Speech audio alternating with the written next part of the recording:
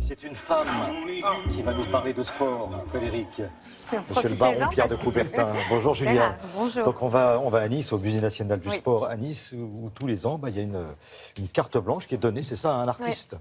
Comme très souvent, les expositions, c'est aussi le fruit d'une rencontre. Et vous l'avez dit, là, vous avez au départ une rencontre entre C215, Christian Guémy, street artiste très célèbre, connu pour ses engagements et puis qui travaille sur des pochoirs dans un style très reconnaissable. Donc d'un côté, vous avez cet artiste, vous avez cette carte blanche donnée par le Musée national du sport de Nice. Et puis vous avez aussi Thibaut Sarda, ancien sportif, qui est commissaire de l'exposition.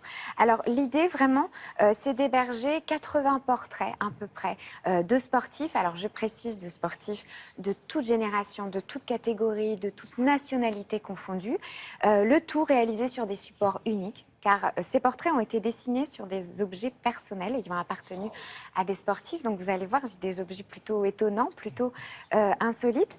Alors l'idée aussi, c'est de rendre hommage à certains sportifs, notamment ces sportifs disparus en 2015 dans cet accident d'hélicoptère en Argentine. Donc je cite Alexis Vastine, Camille Muffat, Florence Artaud. Ils sont aussi présents dans cette exposition et c'est très important d'en parler, c'est important pour leurs proches. Et puis Thibaut Sarda, ancien sportif, comme je le disais, était ami avec Alexis Vastine. Donc c'est quelque chose qui leur tient à cœur. Et puis, ce n'est pas que ça, puisqu'on parle quand même de l'artiste Christian Guémy, C215, qui est un artiste engagé.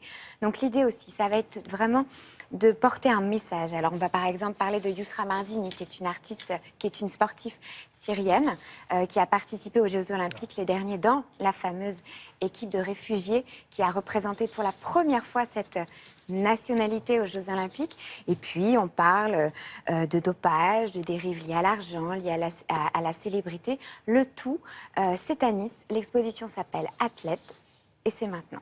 Le vainqueur, celui qui est en train de martyriser le bassin. Oh, Michel Bouffet, il l'a fait. Allez, Mehdi, merci à toi. Oui, Mehdi, revenu. Zidane, deuxième but de Zidane. Et c'est le doublé de Zinedine. Fantastique, phénoménal. J'ai accepté ce projet, finalement, d'embrasser ce projet parce que je n'étais pas un grand fanatique de sport. C'est une affaire d'émotion, en fait. Thibaut Sarda, qui portait le projet, était tellement ému. Il m'a réclamé la possibilité, en tout cas, de réaliser le portrait d'Alexis sur une paire de gants de boxe pour l'offrir à ses parents. Et ça m'a beaucoup touché. Si on peut, avec tous ses amis du team olympique français, réaliser une exposition ensemble où chacun des athlètes fournir un équipement et mobiliser les gens pour valoriser la mémoire d'Alexis, de Camille et de Florence, eh ben, faisons-le.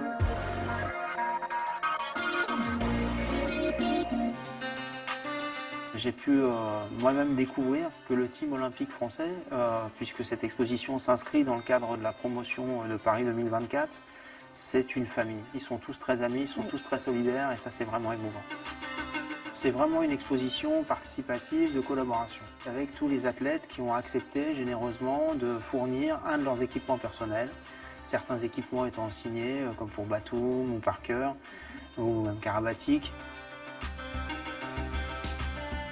On est loin, entre guillemets, de vos sujets de prédilection, de vos discours, du côté un petit peu symbole. Donc... Alors j'ai accompagné Thibaut dans cette exposition qui serait presque une exposition de commande, jusqu'à un moment où j'ai dit, voilà, il faut absolument que je m'y retrouve et que je puisse faire parler non pas seulement le sport dans son apologie, mais aussi de mettre en relation la société et le sport et de faire parler la relation du sport notamment à l'argent, au dopage, à la question du racisme, celle des immigrés, celle du merchandising, celle de l'idolâtrie, parfois même des dérives de notoriété. Donc on trouve aussi bien un ouvrage de Lilian Thuram qui montre que les sportifs ne sont pas tous des écervelés. On a Usain Bolt sur $1 jamaïcain. On a une scène de Jordan qui grimpe sur un tiroir-caisse qui a été peint dans un magasin parisien. On a un gilet de réfugié qui a été trouvé sur l'île de Lesbos, sur lequel j'ai peint le portrait de Yousra Mardini, qui était une réfugiée syrienne qui a tracté pendant 3 heures avec sa sœur 18 réfugiés jusqu'à l'île de Lesbos. On a Jess Owens qui a fait taire Adolf Hitler dans les Jeux Olympiques de 1936.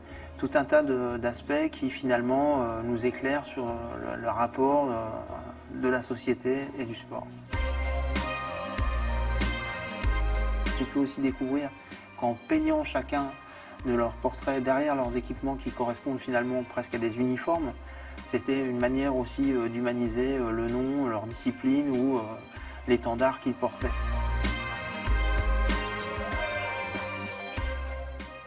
Il y a beaucoup C'est de choses, hein. exceptionnel, hein. C'est exceptionnel. Là. C'est très riche, les messages véhiculés sont très importants. Il y a beaucoup de choses à dire et c'est vraiment à voir. Vous avez tout ça dans un livre, dans ce livre qui s'appelle C215 Athlètes aux éditions Opus Daily, à découvrir de toute urgence à Nice. Et puis ça va bouger. Elle va se déplacer, cette exposition, on en reparlera. Donc elle va se déplacer, viendra certainement à Paris. Après, il y a peut-être éventuellement une vente aux enchères parce que chaque support a une importance capitale. Hein.